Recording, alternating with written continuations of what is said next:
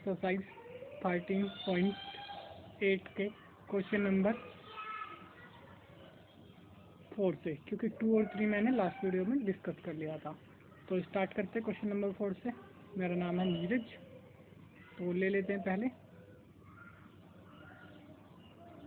एक मिनट।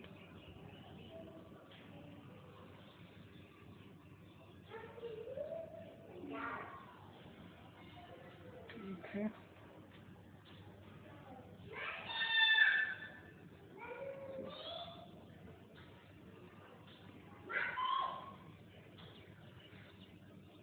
तो डिस्कस तो अगले में ही पेज में करना है, तो इतनी कोई दिक्कत है नहीं। ठीक है, यहाँ से तो ठीक है। तो यहाँ पे मैंने डिस्कस कर लिया था क्वेश्चन नंबर 2 तक। क्वेश्चन नंबर 2 तक मैंने डिस्कस कर लिया था ये। ठीक है, अब क्वेश्चन नंबर थर्ड भी कर लिया था मैंने। पहले मैं फर्स्ट किया था, उसके बाद सेकंड और थर्ड करा था। ठीक है, उसके बाद फोर्थ करना है और फिफ्थ करना है अभी। ठीक है, फोर्थ और फिफ्थ करेंगे। फर्स्ट एक वीडियो में कर लिया था जिसमें इंट्रोडक्शन भी किया था मैंने और ये क्वेश्चन किया था, और सेकंड और थर्ड उसके अगले वीडियो में किया था। अब फोर्थ क्वेश्चन करने वाला हूँ मैं। ठीक है, तो डिटेल देख लेते हैं इसकी। क्या है, the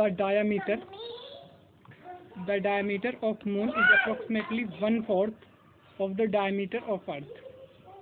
What is the fraction of volume of earth is volume of moon? ठीक है, तो वॉल्यूम और इसका ये देखना है। तो डायमीटर देख लेता हूँ मैं। तो देख लेते हैं सबसे पहले डायमीटर ऑफ अर्थ,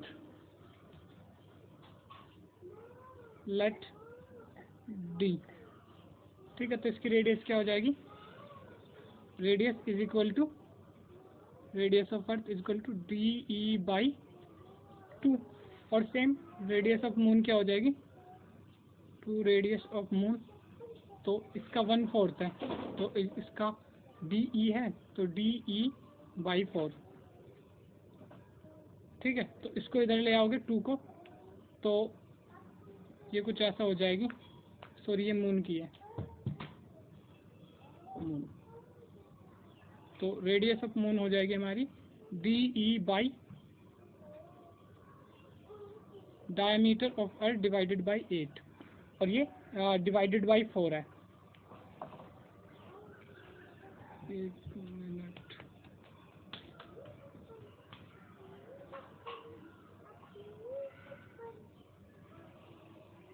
हाँ ठीक है, 1/8 हो जाएगी। ठीक है, सब ठीक है। तो अब अगर इसको इधर देखें तो रेडियस ऑफ अर्थ क्या है हमारे पास, DE/2, और रेडियस ऑफ मून क्या हमारे पास, DE/2 इंटू 4 लिख दूँ इसको। तो इस तरीके से भी लिख सकता हूँ। तो इसको अगर रेडियस ऑफ अर्थ लिख लूँगा,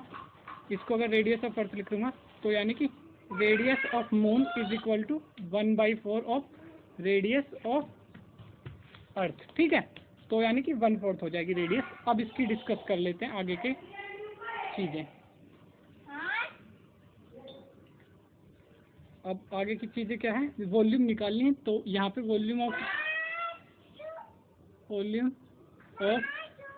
स्फीयर इज इक्वल टू, पता ही होगा ये, 4π/3πr³। ये होता है 4/3πr³। ठीक है, उसके बाद वॉल्यूम ऑफ अर्थ हो जाएगा,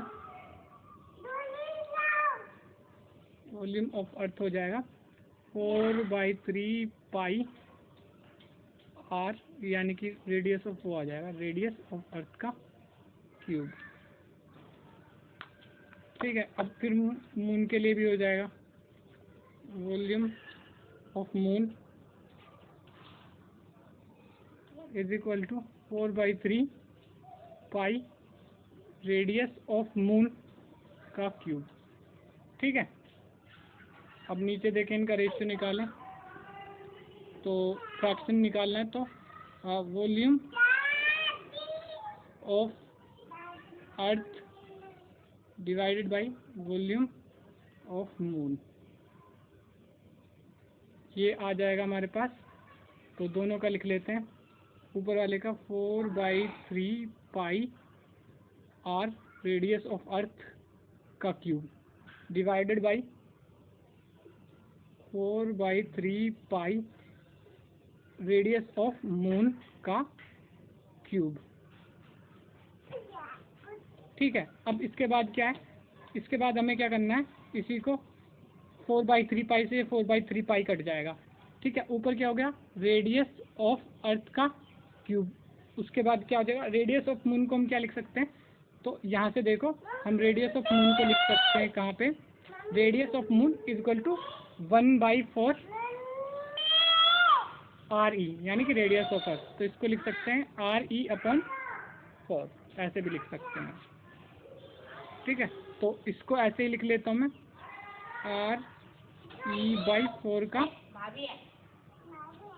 whole cube is equal to, तो ये पता ही है, रेडियस ऑफ अर्थ हो जाएगा, रेडियस ऑफ अर्थ का क्यूब, नीचे रेडियस ऑफ अर्थ का क्यूब, और 4 का क्यूब आपको पता ही क्या होता है, 4 4 जा 16, और ऐसे लिख करके सोल्व कर सकते हो चाहो तो इधर साइड में, 4 × 4 × 4 जो कि 64 आ जाएगा।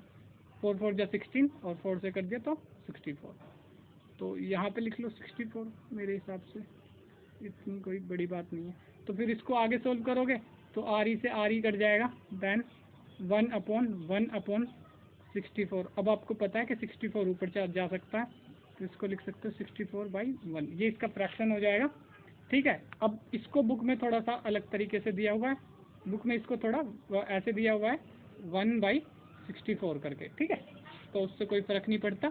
अब क्योंकि अर्थ की रेडियस बड़ी है, तो अर्थ का जो लिख देता हूँ मैं, it means volume of earth is 64 times volume of moon. ये है जो रेडियस की अर्थ की जो वॉल्यूम है, क्योंकि इसकी रेडियस बड़ी है तो इसकी वॉल्यूम भी बड़ी होगी। डेंसिटी का कोई चक्कर है नहीं, डेंसिटी का चक्कर होता तो क्वेश्चन ही फिजिक्स का बन जाता, लेकिन डेंसिटी का कोई चक्कर है नहीं। और वॉल्यूम दोनों, वॉल्यूम जिसकी रेडियस ज़्यादा उसी की वॉल्यूम ज़्यादा हो जाएगी। ठीक है, तो 64 टाइम 4 टाइम अर्थ की रेडियस ज़्यादा है तो 64 टाइम वॉल्यूम ज़्यादा हो जाएगी। ठीक है, तो आगे देख लो इसको, अगर आगे के क्वेश्चन देख लेते हैं, यहाँ पेज ले लेते हैं हमेशा की तरह। और क्वेश्चन नंबर 5 है, how many litre of milk can be a hemisphere bowl of diameter 10.5 centimetre hold. तो आसान सही है मेरे हिसाब से, कोई इतना खास क्वेश्चन है नहीं है। ठीक है, आसान सही है। तो एक बार डायमीटर देख लेते हैं, हेमिस्फीयर बाउल का डायमीटर दिया है 10.5 सेंटीमीटर। हेमिस्फीयर बाउल है तो हेमिस्फीयर लिख देता हूँ, और डायमीटर दिया हुआ है 10.5, तो इट मीन्स क्या हो जाएगा, 2R is equal to D। It implies that R is equal to D/2 which is 10.5 divided by 2। ठीक है, तो ये हमारी रेडियस हो गई हेमिस्फीयर बाउल की, R इज इक्वल टू 10.5/2। ठीक है, अब क्या करना है, बहुत ही आसान है। आगे हेमिस्फीयर का फॉर्मूला आना चाहिए, जिसको नहीं आता है और भी अच्छी बात है। तो वॉल्यूम का, तो वॉल्यूम ऑफ हेमिस्फीयर। अब ऐसे भी कुछ नमूने हो सकते हैं जिनको शायद हेमिस्फीयर का मतलब ना पता हो, तो हेमिस्फीयर का एक बार देख लेता हूँ, हेमिस्फीयर है कि नहीं हमारी ज्योमेट्री में। हेमिस्फीयर ढूंढना पड़ेगा, तो चलो छोड़ो, मैं वैसे ही बता देता हूँ बना के। हेमिस्फीयर क्या होता है, ये स्फीयर होता है, ये स्फीयर होता है पूरा सॉलिड अंदर से। ठीक है, वैसे सर्कल से भी समझा सकता हूँ। ठीक है, सर्कल ले लेता हूँ। ठीक है, ये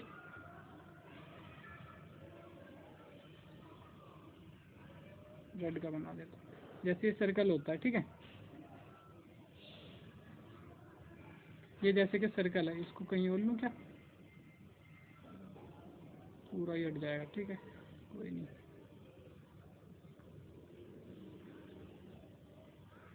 जैसे कि ये सर्कल है मान लो, ठीक है, तो ये पूरा सॉलिड होता है, ठीक है, इसको बीच में से आधा काट दोगे तो कुछ इस टाइप का एक बन जाएगा हाफ सर्कल, ठीक है, इसी टाइप का बाउल होता है, तो वही हेमिस्फीयर है जिस शेप का बाउल होता है।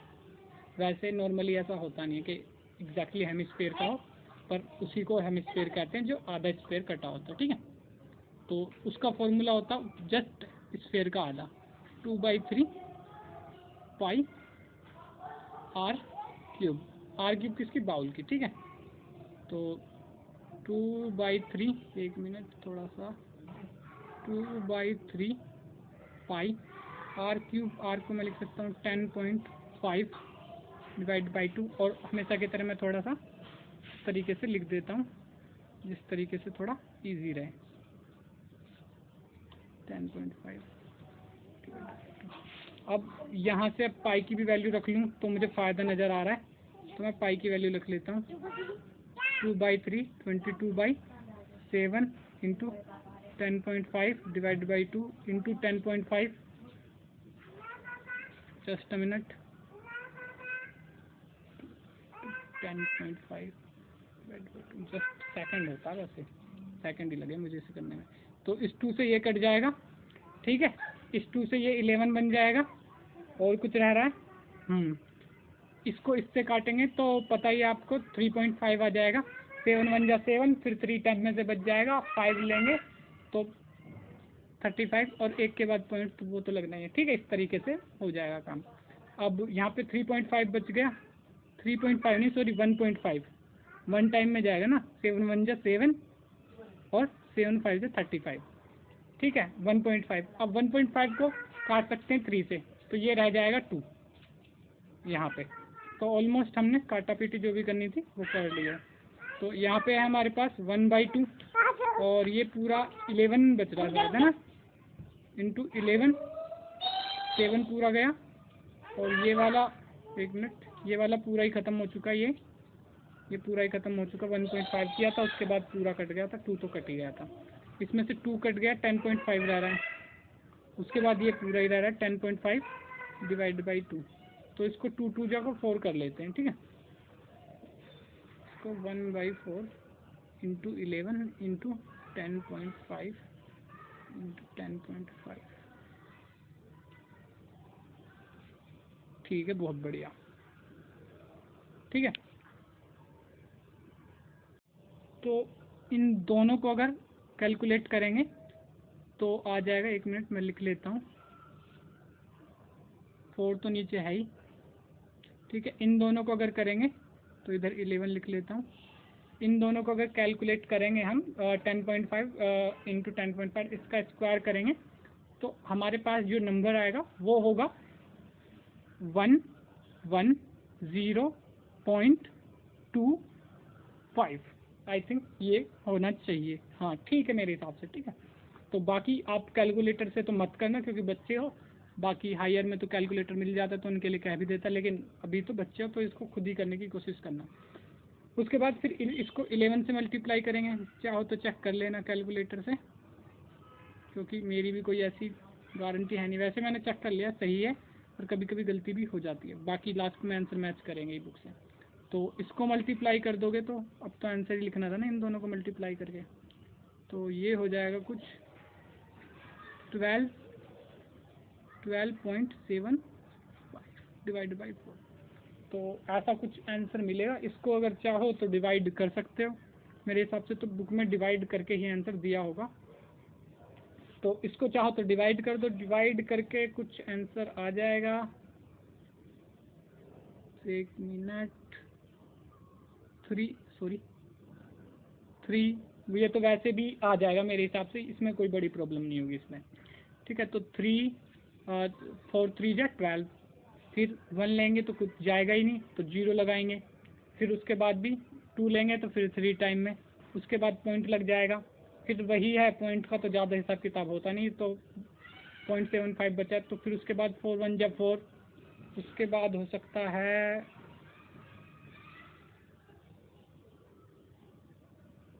4 8 जा 32, फिर 4 7 जा 28, इस तरीके का कुछ आएगा, फिर 2 बच रहा है, फिर कहाँ तक करेंगे इसको, ठीक है। तो इतना सेंटीमीटर में था, जाहिर सी बात है, तो आंसर हो जाएगा हमारा इतने सेंटीमीटर क्यूब इसकी वॉल्यूम होगी। और अगर इसको लीटर में अगर बुक में लिख रखा है तो लीटर में करने के लिए इसको 1000 से डिवाइड कर दो सिंपली, या फिर इसको ऐसे करके, अब जिसमें भी बुक में लिखा हो उस हिसाब से कर देना। इसको ही करेंगे 1000 से डिवाइड, ठीक है। तो ये आ जाएगा 0.30, 1 मिनट, 303 लीटर। तो ये हमारा हो जाएगा लगभग आंसर हो गया। मतलब अगर इसको लिखा हो तो बुरा मत मानना, और यही बाकी तो मैं अभी चेक करूँगा, ठीक है।